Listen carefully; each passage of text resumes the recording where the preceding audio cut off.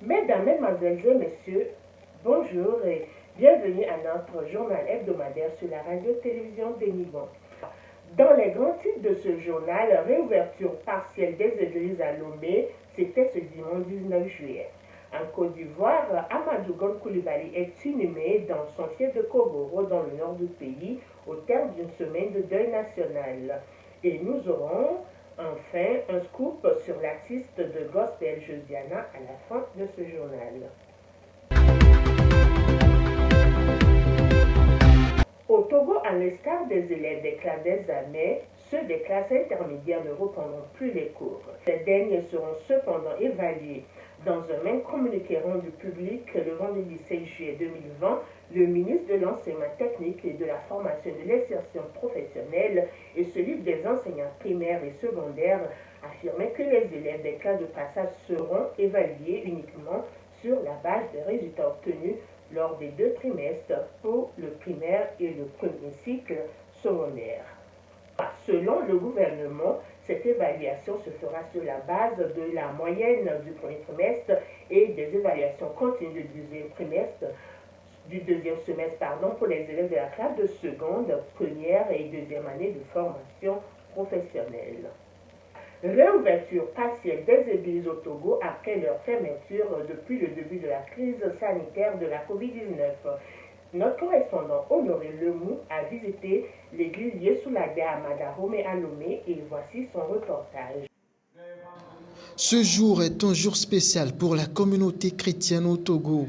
Fermées depuis le mois de mars, les églises ont rouvert leurs portes ce dimanche sur toute l'étendue du territoire national. Une décision prise par le gouvernement togolais. Une réouverture partielle qui suscite joie dans le cœur des fidèles des églises concernées. Ici, dans l'église Yesoulé Agbe à Madarome à Lomé, la joie est immense. Nous remercions le Dieu qui règne dans notre pays, le Togo, et nous remercions Dieu pour le gouvernement qui a permis de recommencer les cultes. Ce premier culte, après 4 mois d'absence, est une fierté pour nous les chrétiens et pour nous les pasteurs. Les gens ne sont pas vite informés, mais ils ont répondu comme il le faut. Ce qui prouve que les chrétiens ont soif d'adoration. Nous remercions Dieu que tout le monde tient au respect des mesures barrières instaurées par le gouvernement. Personne n'est venu à l'église sans le cache-nez ou sans se laver les mains. La distance d'1 mètre est respectée entre les chaises. Pas de louanges, pas d'offrande en groupe. Notre doléance auprès du gouvernement est de permettre l'ouverture des autres églises les prochaines semaines, ce qui fera notre joie. Aujourd'hui, je suis très content d'être à l'église et je suis vraiment heureux de cette réouverture, ne serait-ce que partielle, des églises. Et ce que je peux exprimer comme sentiment, ce n'est qu'un sentiment de joie parce que nous écoutons les prédications par les réseaux sociaux, mais nous n'avons pas cette opportunité d'être en présentiel. Mais aujourd'hui, on a pu se voir, ne serait-ce que pour quelques minutes, quelques heures. C'est un sentiment de joie. Et ce que je pourrais dire, c'est que les autres, nos amis qui n'ont pas pu voir leurs églises ouvertes, de toujours prier. Et nous savons que dans bientôt, toutes les églises seront ouvertes. Et ce que je peux dire à toute la population, c'est d'accepter Jésus-Christ comme le Seigneur Sauveur personnel. Parce que seul lui peut nous donner la victoire sur la pandémie. Seul lui peut nous accorder ce que nous voulons. Et seul lui peut nous offrir la paix que nous avons tant souhaitée dans cette nation. Continuons toujours par prier pour le Togo et nous savons que la victoire nous sera accordée. C'est une très grande joie qui nous anime aujourd'hui, particulièrement parce que cela nous a semblé une éternité. C'était juste 4 mois, mais c'était vraiment long. Et aujourd'hui, c'est une grande joie pour moi de revenir et de revoir le temple, d'avoir la liberté encore d'adorer, de prier, de louer, d'écouter la parole de Dieu, comme cela était de nos coutumes avant. Alors je rends grâce à Dieu et je prie vivement que toutes les autres églises soient réunies pour que la joie soit commune à nous tous sur tout le territoire national. Oui, oui, dans la mesure où c'est une mesure préventive dans la lutte contre la pandémie qui sévit depuis un bon moment déjà. C'est pour ça que j'avais dit tout à l'heure que je prie que toutes les autres églises soient ouvertes plus rapidement pour que la joie qui m'anime en ce moment soit commune à nous tous sur le territoire togolais. Dispositif de lavement, distanciation sociale, port de masque, les mesures barrières sont plutôt respectées dans cette église. Une nouvelle mode de vie à laquelle devraient s'habituer ses fidèles en cette période de crise sanitaire. Au total, 900 églises et mosquées sur 9000 sont rouvertes au Togo après 4 mois de fermeture liée à la pandémie de Covid-19. Dans ces différentes églises et mosquées, des agents de sécurité et points focaux sont déployés un peu partout afin de veiller au respect strict des mesures barrières telles recommandées par le gouvernement. Au même moment, la promesse a été faite par le gouvernement pour une réouverture prochaine de tous les lieux de culte si le respect des mesures mises en place est effectif. Pour l'heure, les cultes de nuit et les veillées de prière sont interdites jusqu'à nouvel ordre. Nous vous parlions la semaine dernière de la diaspora togolaise au Gabon et leur association Bâtissons la Cité, une association qui a pour objectif de venir en aide aux populations démunies et plus précisément celles d'Aguanivé. Jeudi, les responsables de Bâtissons la Cité ont concrétisé leur action en procédant à une cérémonie de remise de dons à la mairie d'Aguanivé, 3 au profit des populations de la dite commune.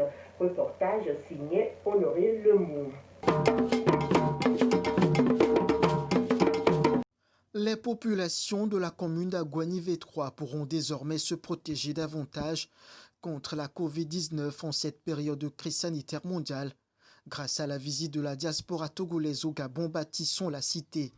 C'est en présence des autorités communales, des autorités traditionnelles et des journalistes que s'est tenue la cérémonie de remise de dons de kits vendredi au siège de la mairie à Vakposito, composée de 15 dispositifs de lavage des mains, de 75 litres de savon liquide, de 500 masques et des bidondules, ce dont vient à point nommé soulager les peines de ces populations.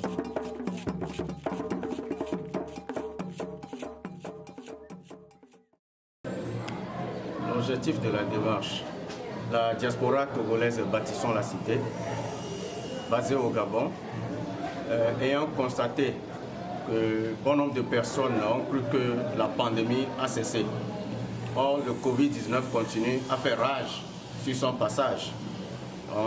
Ils ont décidé de venir en appui aux efforts fournis par le gouvernement togolais dans la lutte contre cette pandémie en faisant un don de 15 dispositifs de lavage de mains, 75 litres de savon liquide et de 500 masques. Alors, la diaspora invite nous tous à continuer la sensibilisation sur le respect scrupuleux des mesures. Pourront bénéficier de ce don les écoles, les églises et les mosquées de cette commune qui d'ailleurs étaient représentées au cours de cette cérémonie. Occasion pour les donateurs de sensibiliser l'assistance sur le respect strict des mesures barrières telles imposées par le gouvernement togolais en vue de limiter la contamination et la propagation de cette pandémie de coronavirus qui continue de tuer au Togo et à travers le monde entier. En Côte d'Ivoire, les obsèques du Premier ministre Amadou Gon Coulibaly se firent à Kogoro le 17 juillet dernier. Les personnalités politiques de la Côte d'Ivoire et de l'étranger étaient présentes aux côtés de la famille Gon Coulibaly. Développement Kosia Soumana.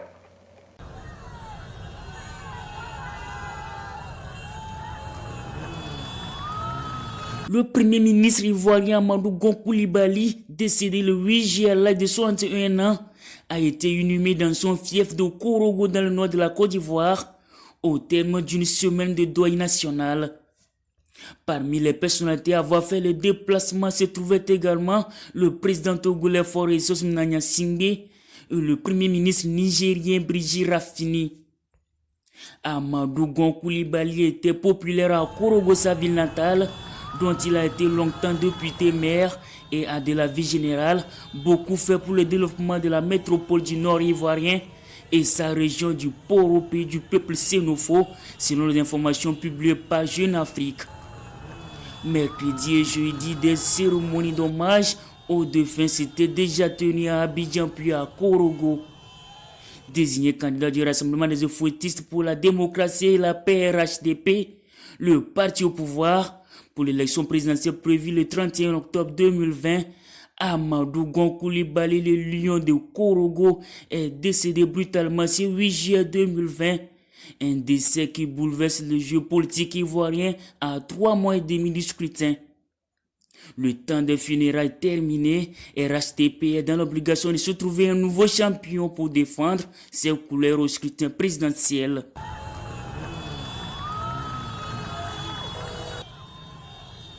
Aux États-Unis, l'icône des droits civiques John Lewis est décédé à l'âge de 80 ans. John Lewis est une figure incontournable de l'histoire des États-Unis, car c'était le dernier des grands militants des droits civiques des années 1960, aux côtés notamment de Martin Luther King.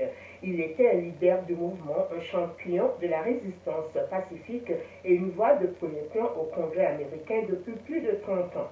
Né dans l'Alabama de 1940, John Lewis fut le plus jeune orateur à la marche pour les droits civiques de 1960 à Washington et a été reconnu comme l'un des leaders Big Six du mouvement des droits civiques aux côtés de Martin Luther King. En 1965, il a été victime de sérieuses violences policières lors de la marche de Selma pour le droit de vote des Noirs américaines. L'attaque connue sous le nom de Bloody Sunday, dimanche sanglant, lui a laissé un crâne fracturé. Son activisme lui a valu d'être arrêté plus de 40 fois. En 1987, il fait son entrée à la Chambre des représentants et pendant ses 33 ans de fonction au Congrès, il a maintenu son militantisme. En 2020, et malgré son cancer de pancréas, il s'est rendu à Washington pour participer à une manifestation Black Lives Matter après la mort de George Floyd. Nos condoléances à sa famille. En culture cette semaine, nous allons à la découverte ou à la redécouverte d'une artiste togolaise du gospel, Josiana. Pour les amoureux de la chose religieuse, Josiana n'est plus à présenter. Avec sa voix pleine de charme, mélodieuse et rayonnante, elle a su conquérir le cœur de ses fans en mettant ses talents à leur disposition grâce à ses chansons qui parlent de l'évangile et de sa relation avec Dieu. Kosi Assoumana.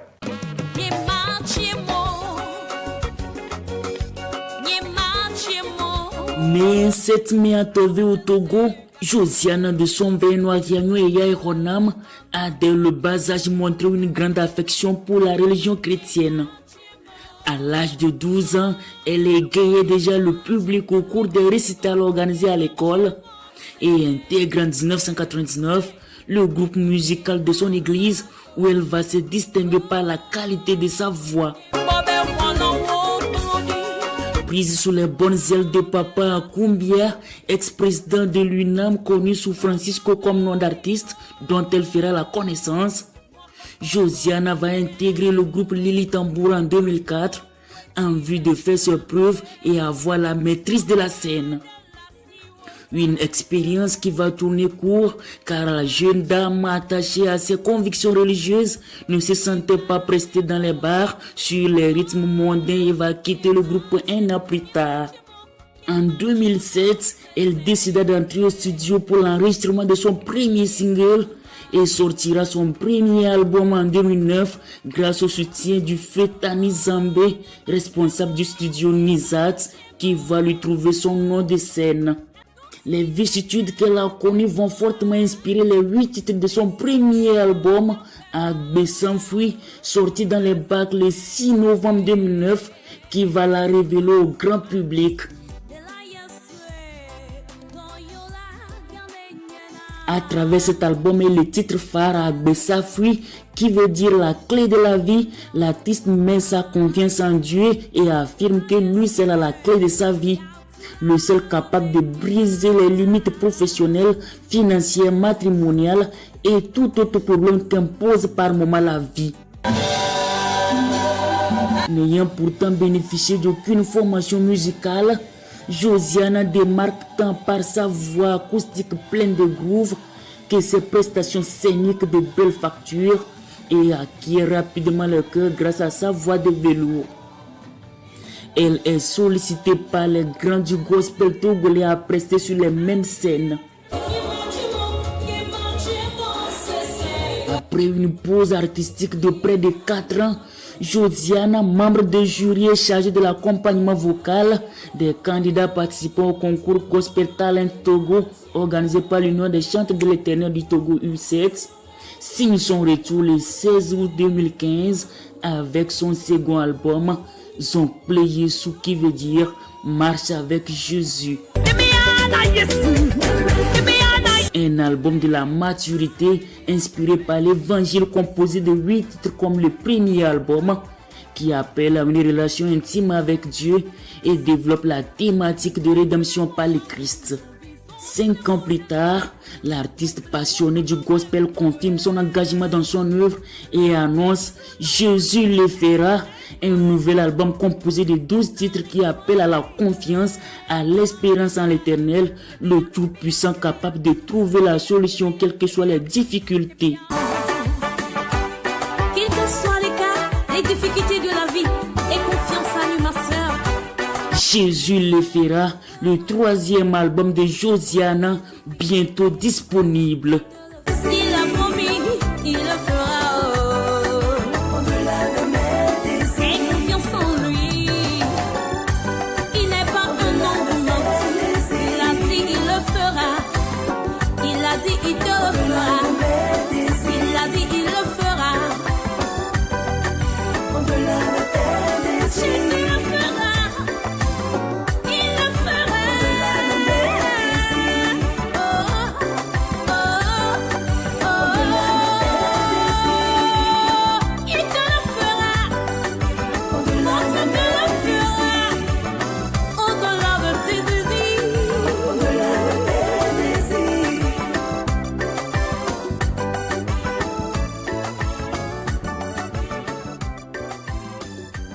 Visitez la page Facebook de l'artiste et sa chaîne YouTube pour en découvrir plus sur elle. Et rappelons aussi que ces chansons peuvent être téléchargées sur iTunes, Apple Music, Spotify et Amazon. En sport, le Stade de Reims a annoncé ce vendredi la rupture de contrat d'un commun accord avec son milieu de terrain, le Togolais Alexis Ramao. Après 2 saisons en Champagne, le joueur de 36 ans est désormais libre de s'engager avec le club de son choix. Antoine Terry Bénisson. Clap de fin pour Romao et le Stade de Reims. C'est sur son compte Twitter que l'ancien capitaine des éperviers Alexis Romao a annoncé la fin de son aventure avec le club rémois. Le milieu de terrain de 36 ans a envie d'un dernier challenge. Il a ainsi manifesté son ambition de se tourner vers un autre projet. Après 2 ans passés au club et alors qu'il lui restait encore 1 an de contrat, l'ancien Marseillais a décidé de résilier son contrat pour raisons personnelles. Alexis Romao portait le brassard de capitaine du Stade de Reims depuis 2018-2019 et à son arrivée au club. Ainsi prend fin notre journal. Dites-nous vos remarques et posez-nous des questions en commentaire. N'oubliez pas de souscrire à notre chaîne YouTube et de visiter nos pages Facebook et Instagram, Radio-Télévision Bénisson. Merci à toute l'équipe de rédaction. Rendez-vous la semaine prochaine pour d'autres informations. Portez-vous bien.